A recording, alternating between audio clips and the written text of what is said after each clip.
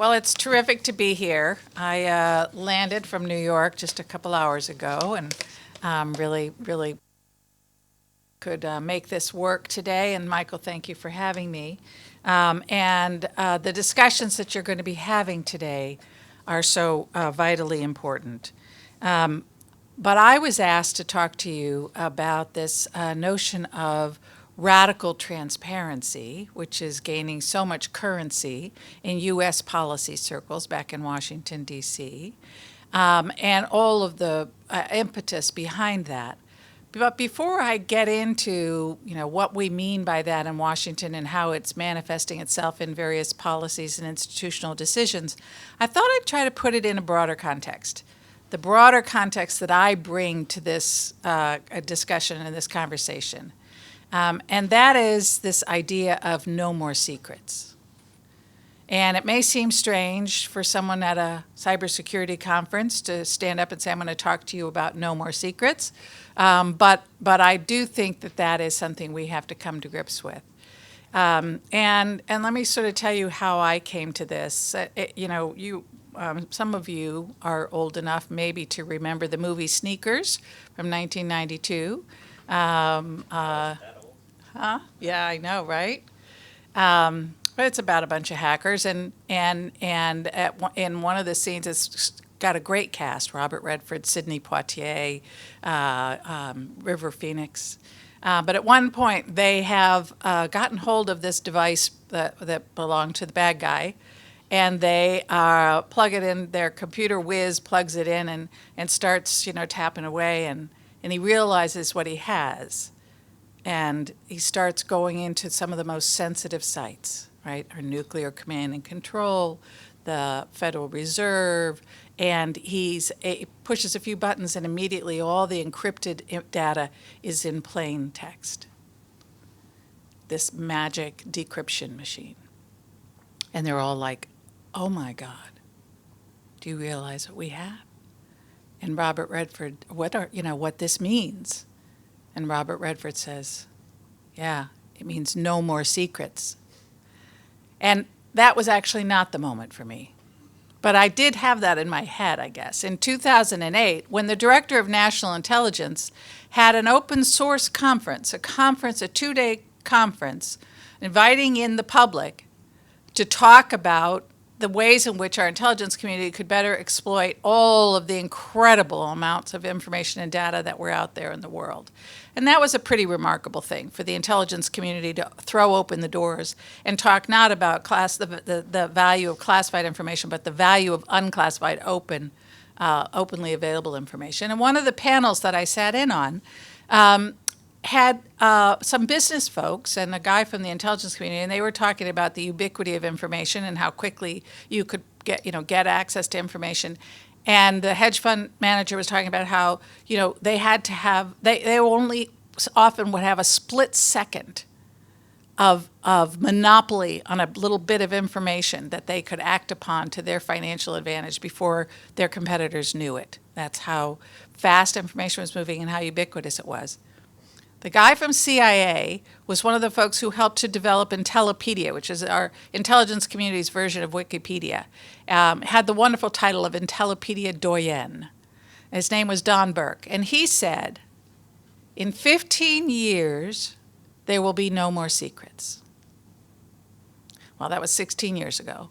So it wasn't quite right. But my sense was that he was onto something. He was really onto something. And as I walked out of that panel, I'm thinking to myself, it's that moment from Sneakers. What are the implications of this? They're pretty profound, and we are so not ready. And so what I began to think about was this notion of training to fight in the light. And in 2010, I wrote a blog for Huffington Post called No More Secrets, What Then?, in which I talked about this idea. And here it is in a nutshell. If you train to fight at night or in the dark, right? If you train to fight in the dark, you could meet your adversary at night or you could turn off the lights and you'd have the advantage. Well, I believe that a transparent world is coming at us full steam ahead. That is an inexorable trend that we all have to come to grips with for reasons that I'll go into. And whoever can figure out how to compete, how to survive in that world of no more secrets, how to operate with fewer secrets, is going to have the advantage. And so, what are the implications of that? Let's go back and unpack this assertion that we are moving inexorably to this transparent world in which there will be virtually no more secrets. You start by thinking about the direct costs of keeping information secret, right?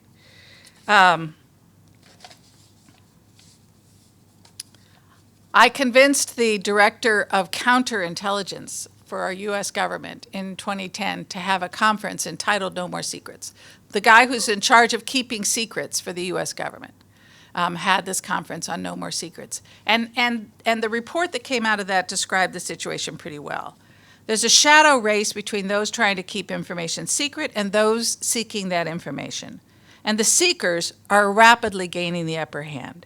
The U.S. government and the private sector must be sufficiently nimble and adaptive to the tsunami wave of information that is available to adversaries and competitors at every level, including state and non-state actors.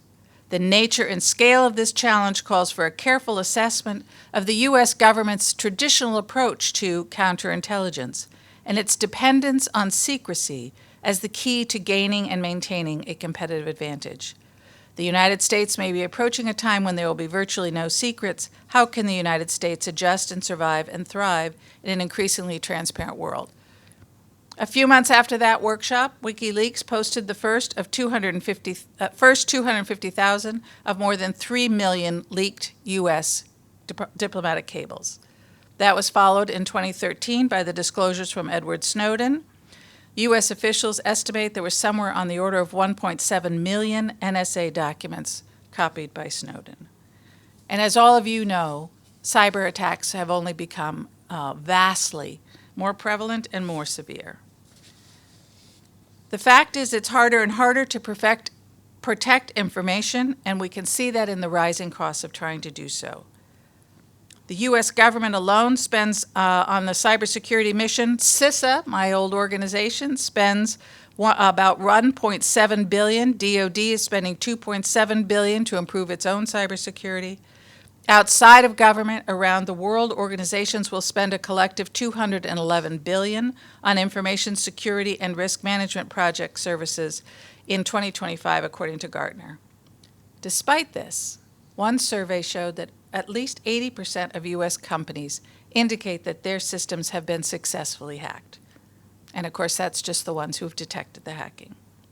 Cybercrime is expected to cost the world $9.5 trillion, according to Cybersecurity Ventures in 2024. Those are just the direct costs of continuing to try to keep so much information secret, right? There are also indirect costs of trying to compete by thinking you have a monopoly on information and that your competitors or your adversaries aren't going to come up with that same information, or thinking that you can keep information secret. You lose the opportunities to take advantage of our networked world. And as I always would remind my cyber ninjas at DHS, cybersecurity is not the goal. The goal of all this work that we all do is to make sure that we can take full advantage of all of the wonderful benefits of a networked world, right? And you can't do that unless you have appropriate security. But you have to think about that as cybersecurity is an enabler of the functions that those computers and those servers enable. It is not about, as you know, the protection of those computers and those servers and those networks. It's about the functions they enable. I found even in 2010, and I've seen it ever since, CEOs particularly are aware of the brittleness of planning, of competing based on the idea that you can keep information secret for a long period of time. And I started talking to CEOs, and I came across, for example, a guy who was installed high-end audio and video equipment in people's homes. And he said, we started out keeping our manual for how to do this secret because we were so good at it.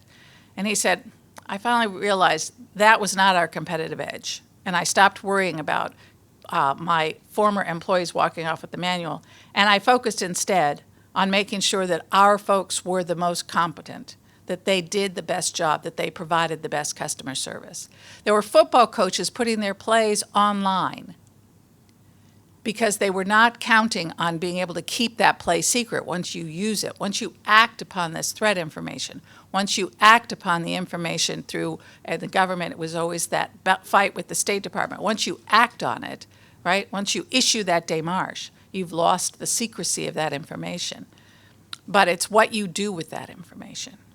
And that was the brilliance of CTA, of the Cyber Threat Alliance. And I remember almost 10 years, about 10 years ago, when Michael and I were out at RSA, and we had dinner one evening with Palo Alto and with McAfee, with their CEOs at the time. And they talked to us, they said, kind of almost in a whisper, we have this crazy idea that we're going to take what has always traditionally been a closely held secret used for competitive advantage. That is the threat intelligence we are able to collect through the work that we do for our clients each and every day. And instead of holding that close and competing on the basis of who has the better threat intelligence, we are going to pool that information. We are going to share that information. And we are going to compete based on how well we can use that information. What can we do with that information that is going to be more innovative, more effective, quicker, whatever, easier than what our competitors are offering? And that was a real game changer. That was revolutionary, really, in that field. And I saw it as very much consistent with this idea that we have to get our head around this transparent world. And the pressures for transparency, not only is it harder to keep secrets, harder to have some nugget of information that nobody else has for any period of time, but there's tremendous pressures toward transparency coming from lots of directions, because transparency brings accountability and increases trust, right? And so that is a big part of what is happening in Washington in terms of this notion of radical transparency. But it's also, and I'll come back to that in a minute, but it's also part of the context in which we have moved away, as you know, from perimeter defense to things like zero trust architecture, to and even beyond that, to a growing emphasis on resilience. You know, I'm a traditional risk management kind of person. I always fall back on that traditional formula. You assess your risk, then you try to mitigate that risk. And you assess your risk as a function of likelihood and consequence. And likelihood is a factor of threat and vulnerability, right? So risk is a factor of threat, vulnerability, and consequence. And then you look at how can I mitigate in each of those categories? Well, in the cyber world, and you all are the threat intelligence experts, we talk a lot about threat. We focus a lot of effort on threat. We focus a lot of effort on vulnerabilities, identifying and addressing vulnerabilities. We do not focus nearly enough on consequences, on understanding the impact. And this goes back to that idea that what we are actually worried about is the consequences. We are worried about the impact on those functions that those systems enable. And so if we are going to manage cyber risk, we've got to think about and address those functions, the impact in the real world, right, on business continuity, on mission essential functions, on individual sense of security. And I'll come back to why individual secrets are the hardest nut to crack. But that is, again, those are increasing ways of saying we cannot protect this data. We cannot assume that we can protect this data. We have to operate in a way that assumes we cannot protect, right? So we got to do everything we can that is reasonable to try to prevent adversaries from getting into our systems, from being able to move freely throughout our systems and do the kinds of things they want to do and accomplish the objectives of the real world. But we have to assume they're going to get in and move around after we've done that. In our planning, right? That's what resilience is all about. We have to assume we have lost the monopoly on the information about how to get in and move around in our system. And now we have to focus on, okay, now what are we going to do? Now what? And that's the mindset. It is, and that's why I call it training to fight in the light. It is so what does that mean? That means we have to also focus. And that's where you get into the enterprise risk management. That's where you really, and that is also where you have to come back to what you all do, which is understanding what is the bad actor's intent. What do they hope to achieve? I was on the Cyberspace Solarium Commission, and our task from Congress was to come up with a better cybersecurity, a more robust cybersecurity strategy. And a big part of that was to look at deterrence. How can we deter bad actors? And when we started, most of the commissioners were thinking, we got to find more ways to punch those guys in the nose, right? We got to impose consequences. By the end, our number one and most important pillar was resilience. Because there was a recognition that if you can understand what your adversary is trying to achieve, that's what I think has to become part of our threat intelligence, not just TTPs, but what is the consequence they hope to achieve? And can we prevent them from being able to achieve all of what they want to achieve? Right? That's bringing that training to fight in the light to bear on this cybersecurity threat. But it's also in, as I say, many of the policies that Washington is putting forth now and promoting under this concept of radical transparency. But that's the broader context. That's the idea. If you think about some of the indirect costs, excuse me, of holding information close, right? As I said, you're not able to take advantage of this networked world. You're not able to take advantage of the insights that you could get from others.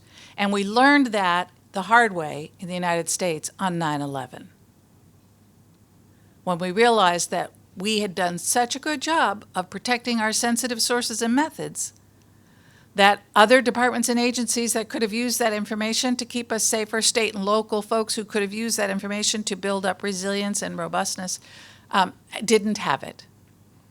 And we started to move from a need to know basis for sharing, do you have a need to know this information, trying to figure out who might have a need to know, to a need to share.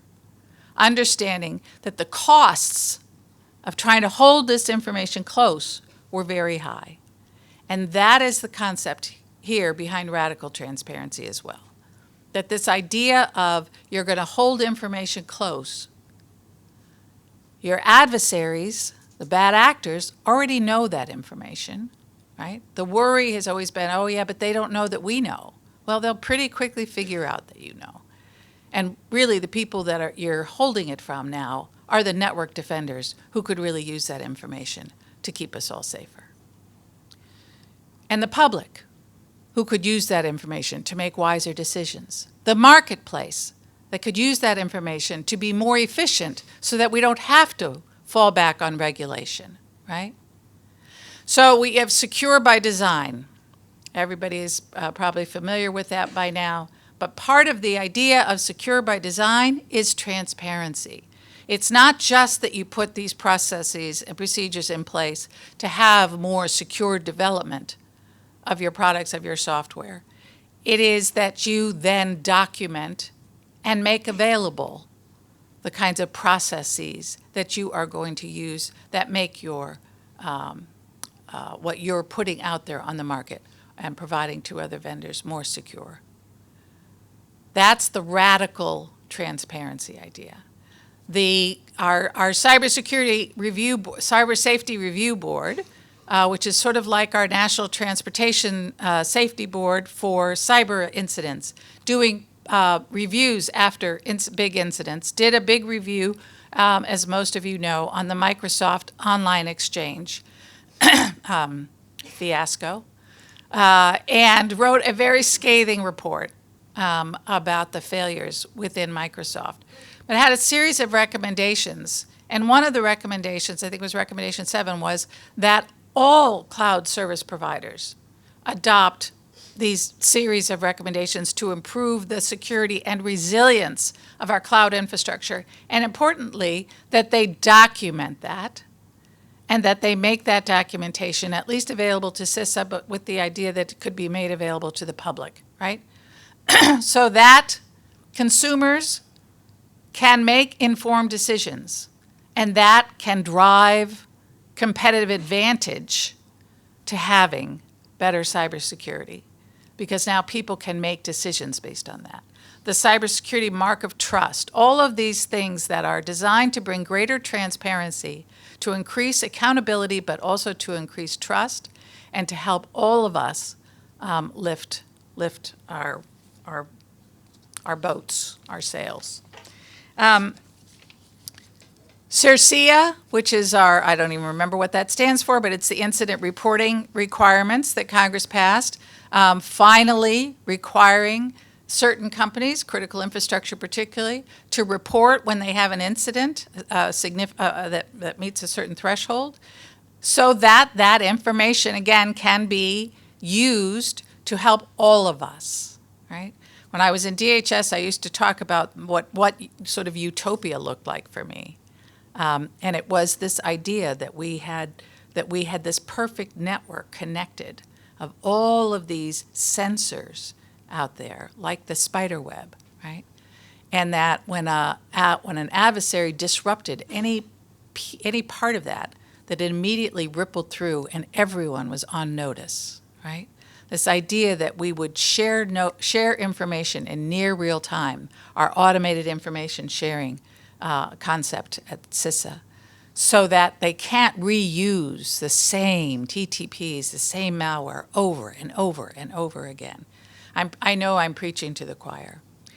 But that is part of the concept where we need to understand that transparency can help move us forward in a mission space that is dedicated to keeping information away from adversaries and bad actors, that finding ways to be more transparent is actually the way forward.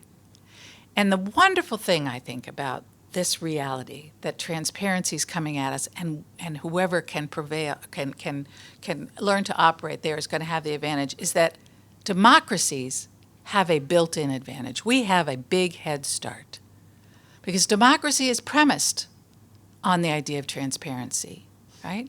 Demanding accountability and to build trust. Think about our key nation-state adversaries in totalitarian and authoritarian regimes, where the leaders have to hide information from their own public.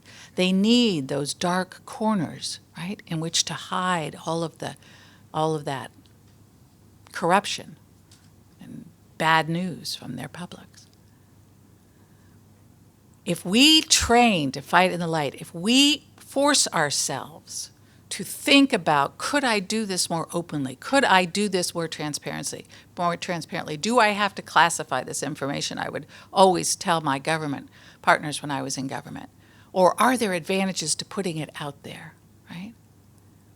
Then we can turn on the lights all over the world, and we will have the advantage. To paraphrase William Faulkner, we will not only endure in this increasingly transparent world, but we will prevail. So I thank you for the work that you all do each and every day to make us all more safe and more secure. I applaud you for the conversations that are coming through the day, and I would just encourage you to be thinking as you go through these conversations how this kind of mindset might apply and cause folks to do things a little bit differently. Thank you. I think I'm out of time. You have like 1 minute. We have time for like one question if folks want. Yeah. In the very back? Hi, thank you for your presentation. It's really nice to listen to someone just who doesn't have slides, so you really have to listen. In the sense of transparency, I'm from the Dutch National Police, and we recently had a very a very prominent data leak, which is public information. So we were transparent in the sense that we would put it out there that the global address list was leaked from Outlook. But such a simple thing would have a really big impact because we would do some initial investigation, but there are many people, like the police is the largest employer in the Netherlands, so we have a lot of people who might be scared about what's going to happen next. And quite frankly, we have no clue, right? Because we don't exactly know who has the list. We don't know yet. So we don't know what could happen, what could be the consequences of the attackers that now have the data. And so it really resonates with me what you are saying, and I think we would have a long way to go to achieve this. Yeah. Thanks. Yeah, it's Michael will be sympathetic to this. We would often have these conversations when I used to be in the terrorism field, and that was part of my remit at DHS, counterterrorism. And when we would get some intelligence about a threat, vague intelligence about a threat, maybe at a shopping mall somewhere in the country, right? And there was always that discussion: do we put this out to the public? Because they will be scared. And my instinct always was, yes, we've got to keep putting this stuff out to the public, right? It's the same idea, the same resistance to mandatory incident reporting. I don't want to tell the public, I'll be a good guy and I'll tell the public about my breaches, but my competitor won't, and I'll be stigmatized. Well, the more we can enforce this requirement to report, the less stigma there is. The more educated the public can be, the more we tell them about what we're finding and explain the limitations on what we know, right? But there might be some prudent things for you to do, or it might be that we're just letting you know now, and then we'll tell you when we get something more specific that's actionable. But the more we are open and transparent with the public, the more they become educated and better consumers of that information. And if we had more time, I'd get into it on the foreign malign influence arena as well. But thank you. And thank you for what you do. Thank you.